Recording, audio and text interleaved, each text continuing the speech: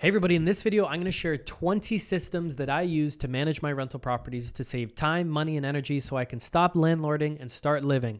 In this video, I'm going to share those tips with you.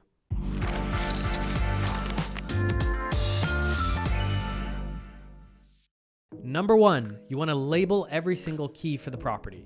That way there's no jingling and jangling and trying out all these different keys on different locks. You want to label front door key, bedroom door keys, shed keys, garage keys, any key you have for the property. Go to Home Depot, buy little key tags where you can label them with a pen and just label them right from the get-go. It will save you time and energy trying to figure out doors and locks in the future. So just label it right from the get-go. Number two, you want to install a digital keypad lock or at a minimum, a lockbox at the property. Whenever tenants leave, you should have a new front door lock installed on the home. That way, the only people that have access to the home are those new tenants and you as the landlord. Now, if you just have a simple key door lock, then every single time your tenants turn over, you're gonna have to go pay a locksmith or you're gonna have to go install a new front door lock. So that can be timely and cost consuming. What you could do instead is just pay for a digital keypad lock. You set it up one time, and then anytime a new tenant moves out, all you do is you change the digital key code and you give that to the new tenants. You could also set up a lockbox at the property with the keys to the home. There's a few advantages to the digital keypad and lockbox. You're never gonna forget your keys again when you drive to that property. You're never gonna lose track of them. They'll be right in that lockbox. If you needed to have a contractor come to the home and the tenants can't be there and you can't be there to let them in, you can just give the contractors or maintenance people the lockbox code or the digital keypad lock to access the home. And then you can simply go and change that code occasionally on the lockbox or the digital keypad to ensure the safety of the home and make sure that not too many people are getting the code to get into that property. Ideally, you would set up both. You'd have the digital keypad and you would have a lockbox. That way, if the battery ever dies and the tenant can't get into the property, you don't have to go make the drive with the actual physical key to get into the home. You can simply give them the lockbox code and they can access the key to get into the property. And then you can always change up those codes after if you want. Number three, use a uniform digital filing system for every property in a cloud-based drive. So I use Google Drive. That way I can access it on my computer, on my phone, or somebody else's phone or computer if I really needed to. And because I own all my properties with joint venture partners, I can actually share whichever folders I want with my joint venture partners from that Google Drive. So if you have partners, multiple people on a property, it's very helpful to have a cloud-based system where you can share whichever files you want with other people.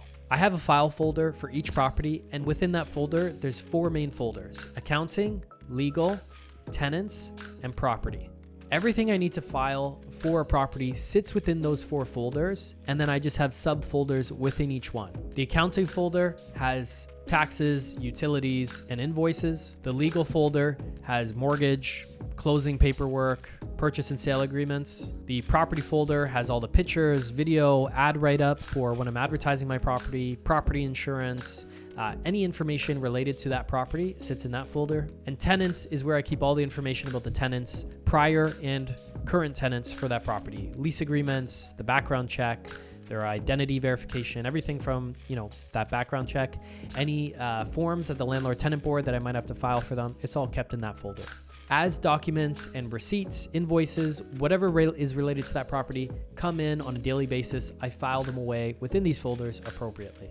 Hey everybody, you can now book a free real estate investing strategy call with a rockstar investing coach, speak with an experienced real estate investor, and get their insight on the next best step to take for you and your situation. The link to book a call at your convenience is in the description below. And now back to the video. Number four is worth pointing out is file away paint colors. This is something that you paint your home, the walls, the ceiling, the trim, the kitchen cabinets, whatever. You want to keep track of that paint color for easy paint touch-ups in the future. That way, you don't need to guess on what color you used and try to figure it all out. Make sure you file it away. It's a lifesaver when you need to repaint that property or just do some simple touch-ups instead of having to repaint all the walls or whatever a brand new color because you forgot the one that you used. And bonus points if you use the same paint color for every single rental property you have.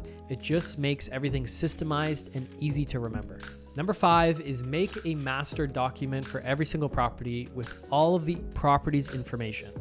That's the lockbox, front door, shed, garage codes, utility providers, login information for utility websites, internet providers for each property, and paint color as well. I use a shareable Google Doc, so I can just share that with my joint venture partners. Number 6, keep an editable digital lease for each property. Instead of having to rewrite a brand new lease every single time you sign up a new tenant, just have a PDF already drawn up that's editable that you can simply go in and you can update the move in and move out date and rent amount and any other information you need to, like names, emails, that type of stuff. Anytime you have a new tenant, just saves you a bit of time from drafting up a new lease. So try to get an editable digital PDF that you can save the editable version so you can edit it. Number 7 is use a mobile scanner app. So I don't have a physical scanner device. I just use my phone. The app is called Scanner Pro and it's pretty cheap. I think I paid like $5 for it. You might be able to find some free versions and you can just scan documents with your phone camera, scans the PDF, and it can even auto upload them into a Google Drive or some cloud-based drive. So you can have it automatically upload there where you can then just drag and drop it into those folders for each property. It makes things super easy.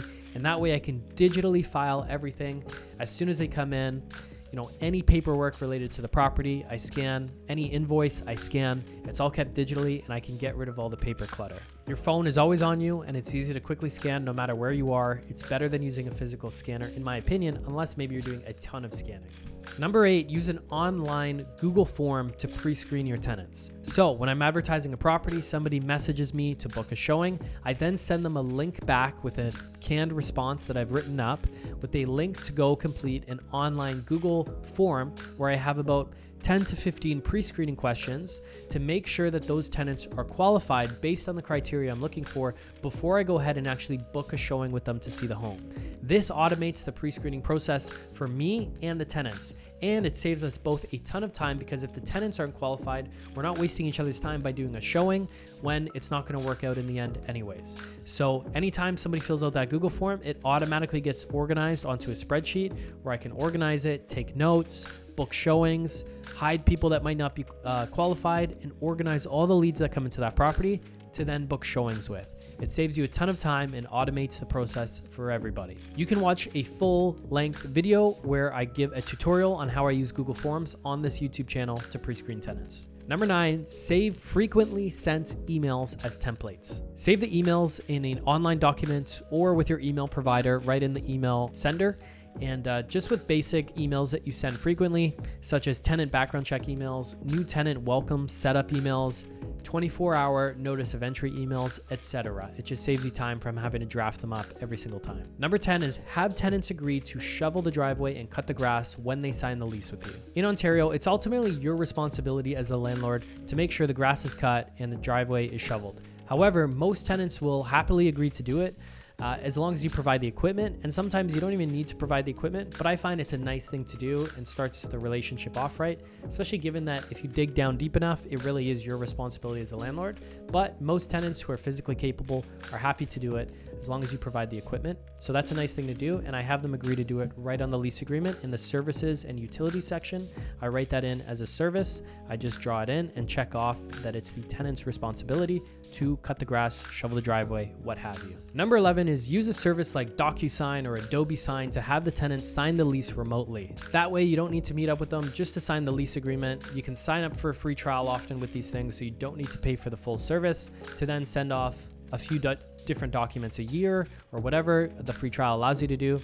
Saves you time from driving to meet them, and electronic signature still provides the date, signature, and everything is legitimate that way as well. Number 12 is have the tenants sign a PDF with photos of the home in its current condition. Put all the photos in one PDF, have them sign it. That way, the tenant is verifying that this is the current condition of the home upon move-in. That way, if there's any damages to the home that they're disputing in the future, you can show them the photos that you took right before they moved in, showing the condition of the home and showing that they signed off on it. That will provide you enough evidence at the landlord-tenant board to prove the case that they did indeed damage the home. Number 13 is keep a box of furnace filters at the home. Oftentimes, it's best just to leave it right beside the furnace. Every time you visit the property for your semi-annual property inspections, you should be swapping out those furnace filters, but you should also be training your tenants on how to do the same thing because you want to be changing them roughly about every 3 months. Maybe in the wintertime, it needs to be a bit more frequent depending on the furnace and because the furnace furnace is working more. You want to be swapping that out more often, but ideally about every 3 months is a good mark to aim for. So teach your tenants how to do it, provide them with the furnace filters. You can buy them in bulk and have them shipped directly to the house with a service like furnacefilters.ca. We love those guys. We've been using that service for a long time. A lot of people at Rockstar have. You order the furnaces, filters in bulk, have them shipped right to the home. Number 14 is make a house setup video that you can resend to new tenants every time you have a new tenant turnover. In this video, you can show new tenants everything they need to know about the home, where the main water shutoff and outdoor water tap shutoff valves are, how to clean the dryer lint out, how to replace furnace filters, how the sump pump works. Every time new tenants move in, you can send them this video, and I upload these videos on YouTube as unlisted private videos so that only the people I send the video to can see it and it's not listed to the public. Number 15 is don't delete online ads. After you've advertised your property, successfully found a tenant, don't delete your online ad, simply unpublish it. And this really applies to Facebook Marketplace, which is the best and main place that you should be advertising your properties. But just say like mark it as rented. And that way, when you are refilling your unit in the future, you have the ad all drafted up and you can simply hit publish and republish that ad. There's no point deleting it when you can just have it saved and ready to go in the future. Number 16 is make separate bank accounts for each property with its own email for e-transfer auto deposit. So you want to have a separate bank account for every property so that all the income and expenses for that property flow in and out of that one bank account. It makes bookkeeping super easy. It makes tracking all the income and expenses for that one property super easy and all contained within that one bank account. And you can create a unique email address for each property and have e-transfers auto deposit into that account. For example, if I have a property at 32 Queen Street in Thorold, then I can make an email 32 Queen Street Thorold at gmail.com and have my tenant e-transfers auto deposit when they send money to that email into that property's bank account. Number 17 is use a bookkeeping spreadsheet. It keeps your income and expenses all organized for each property in a different spreadsheet for each property and reduces the chance of you forgetting to record expenses. If you have all the categories that you can expense for your rental properties all listed out on that spreadsheet, then it reduces the chance that you're going to forget at the end of the year when you file taxes to file all the lawn care e-transfers that you sent out or the internet that you paid for your student rental. If you have them listed on the bookkeeping spreadsheet, it's a great reminder, oh yeah, there's all these expenses that I can expense to bring down your taxable income. So Rockstar Inner Circle members, you can download 2 different bookkeeping spreadsheets on the Rockstar member site. In the toolbox section, there's a tool specifically for bookkeeping spreadsheets. There's 2 options available. I use one of these options myself. I find it super handy. Number 18 is put all your student tenants on one lease. The ultimate student rental management tip is to find one group of friends and put them all on one lease agreement for that property, as opposed to finding random students to fill individual rooms and signing individual leases for each single bedroom. That way, if one of those students from the group of friends moves out, it's on the rest of the group to find a new tenant in their place to fill that bedroom, or they have to pony up the missing rent themselves for that person that left.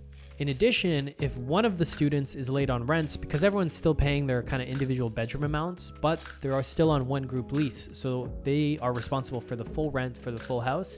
If one of those students misses their rent, now you can serve an N4 notice to evict for non-payment of rent to all of the students in that group, which puts social pressure on all those students that did pay to tell their friend, hey man, you got to pay up.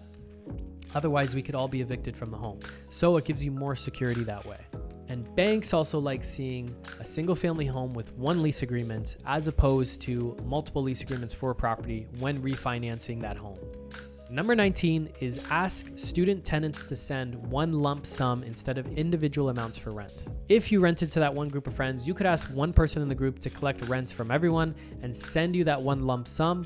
I personally prefer it. It just makes it a bit easier counting rent every single month when you get a lump sum for, let's say, $4,500 a month, as opposed to trying to calculate $650 per person and add it all up. I find it easier if the tenants are willing to do so.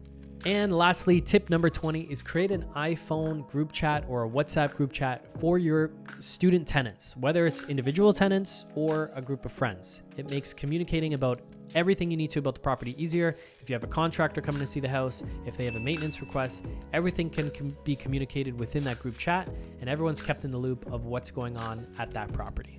So some of these tips are pretty small. You might already be doing a bunch of them, but I wanted to share them all in case there are some new ones you haven't heard of before. All these little tips, once you add them up, they can save you significant time, energy, and money when managing your properties, so you can ultimately stop landlording and start living your life on your terms, because that's what it's all about. It's not about being a landlord.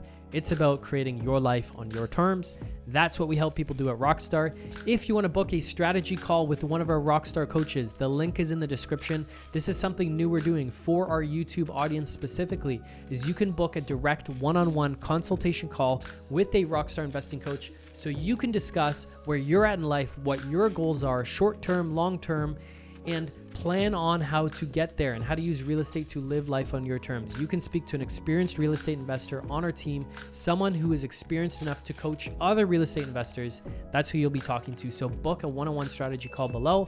Thank you for watching as always. And until next time, your life, your terms.